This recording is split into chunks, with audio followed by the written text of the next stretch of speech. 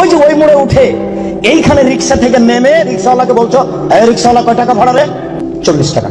হ্যাঁ বেটা, 20 টাকা ভাড়া, 40 টাকা চাও। এক থাপ্পড় দিয়ে 20 টাকা দিয়ে বিদায় করে দিলে এখন এই পাপ তওবা করে ক্ষমা হবে না, মরা পর্যন্ত কাঁদলেও হবে না। এটা খুবই জটিল। জেনার পাপের চেয়ে রিক্সাওয়ালাকে একটা থাপ্পড় মারা কত যে কঠিন, আপনাকে আমি কি দিয়ে বুঝাই? এই ছেলে, তোমার বাপ দলীয় দাপটে জমি দখল করেছে, দিন রাত যদি তোমার বাপ তাহাজ্জুদ পড়া হবে না। শফিকুল ইসলাম জাগরণী বলেছেন, লাভ হবে না কবর পাকা করে দিয়েছেন, বাপের কবর যদি স্বর্ণ দিয়ে বানান কোনো লাভ হবে না। নজরুল ইসলাম বলেছেন, মসজিদের পাশে কবর দিও ভাই।